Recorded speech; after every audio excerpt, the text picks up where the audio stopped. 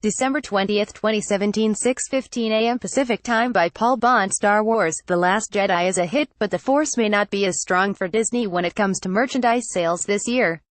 Panjiva, a data company that tracks the giant shipping containers that arrive at U.S. ports, says 6,587 of them with Star Wars gear were shipped in the 7 months leading up to The Last Jedi, but that's down 47% from the 7 months leading to Rogue One in 2016 and off 56% from the same time period ahead of The Force Awakens in 2015. Once the containers land in the U.S., these products go to Walmart, Amazon.com and every other retailer.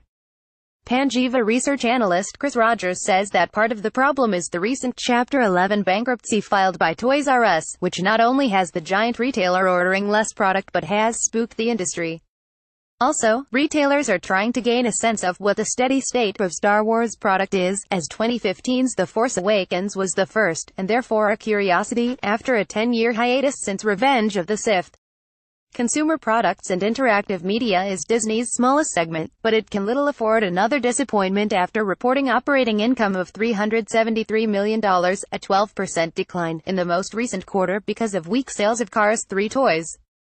Nearly 80% of this year's Star Wars haul hails from China. The containers are about half the size of a big semi-truck, and each one can hold about 6,000 Stormtrooper action figures, which happen to be among the biggest products this year.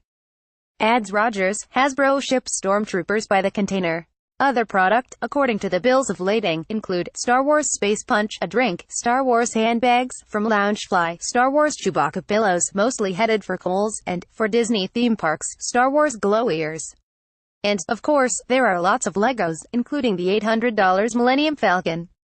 Legos, in fact, might be the only Star Wars-related toy that ships as much this year as in previous ones, as Panjiva's data doesn't include Lego shipments driven in from Mexico, which is increasingly common for that particular product.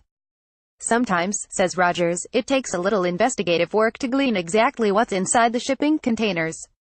For example, the Sphero BB-8 electronic toy that has been popular since the droid was introduced in The Force Awakens is labeled Robotic Ball. While sales of the merchandise may not stack up compared with those of the past few Christmases, the will do its traditional massive business.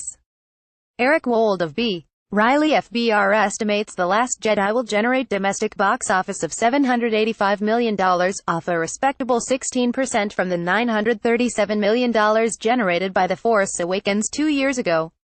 Merchandise is falling back, but it doesn't mean Disney won't make a killing, says Rogers. Cars 3 Star Wars: The Last Jedi.